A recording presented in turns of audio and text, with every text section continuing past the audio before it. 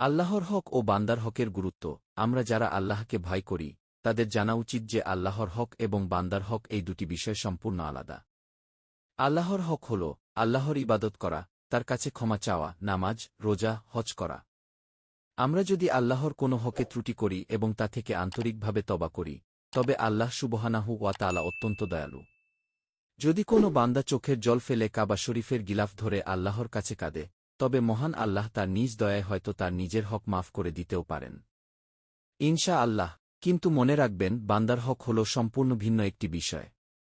এর অর্থ হল কোনো মানুষের সম্পদ চুরি করা, কাউকে মিথ্যা অপবাদ দেওয়া, কারো মনে কষ্ট দেওয়া, কারো কাছে ঋণ রেখে দেওয়া বা কারো সাথে জুলুম করা। নবী মুহাম্মদ সাল্লাল্লাহু আলাইহি ওয়াসাল্লাম বলেছেন, যতক্ষণ পর্যন্ত ওই বান্দা নিজে এসে আপনাকে ক্ষমা না করে দেবে বা আপনি তার পাওনা মিটিয়ে না দেবেন, ততক্ষণ পর্যন্ত সেই গুনাহ মাফ হবে না। এই কারণেই বলা হয়, যদি কেউ কোনো বান্দার হক মারে, তবে সে কাবা শরীফের গিলাফ ধরে দিনের পর দিন কাঁদলেও সেই বান্দার হক আল্লাহ মাফ করবেন না। বান্দার হক মাফ হবে যদি পাওনাদার বা ক্ষতিগ্রস্ত ব্যক্তিটি নিজে আপনাকে ক্ষমা করে দেয়। শুধু ইবাদত করলেই হবে না, প্রতিটি মানুষকে তার পাওনা বুঝিয়ে দিন এবং কারো সাথে জুলুম করা থেকে বিরত থাকুন। এটাই হল ইসলামের পূর্ণাঙ্গ শিক্ষা। আল্লাহর হক ও বান্দার হকের গুরুত্ব। আমরা যারা আল্লাহকে ভয় করি তাদের জানা উচিত যে আল্লাহর হক এবং বান্দার হক এই দুটি বিষয় সম্পূর্ণ আলাদা।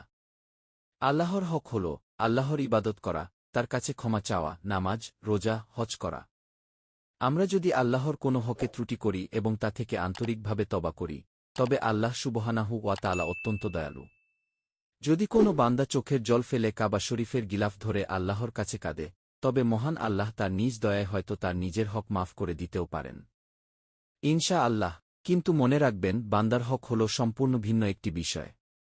এর অর্থ হল কোনো মানুষের সম্পদ চুরি করা, কাউকে মিথ্যা অপবাদ দেওয়া, কারো মনে কষ্ট দেওয়া, কারো কাছে ঋণ রেখে দেওয়া বা কারো সাথে জুলুম করা। নবী মুহাম্মদ সাল্লাল্লাহু আলাইহি ওয়াসাল্লাম বলেছেন, যতক্ষণ পর্যন্ত ওই বান্দা নিজে এসে আপনাকে ক্ষমা না করে দেবে বা আপনি তার পাওনা মিটিয়ে না দেবেন, ততক্ষণ পর্যন্ত সেই গুনাহ মাফ হবে না। এই কারণেই বলা হয়, যদি কেউ কোনো বান্দার হক মারে, তবে সে কাবা শরীফের গিলাফ ধরে দিনের পর দিন কাঁদলেও সেই বান্দার হক আল্লাহ মাফ করবেন না। বান্দার হক মাফ হবে যদি পাওনাদার বা ক্ষতিগ্রস্ত ব্যক্তিটি নিজে আপনাকে ক্ষমা করে দেয়। শুধু ইবাদত করলেই হবে না, প্রতিটি মানুষকে তার পাওনা বুঝিয়ে দিন এবং কারো সাথে জুলুম করা থেকে বিরত থাকুন। এটাই হল ইসলামের পূর্ণাঙ্গ শিক্ষা।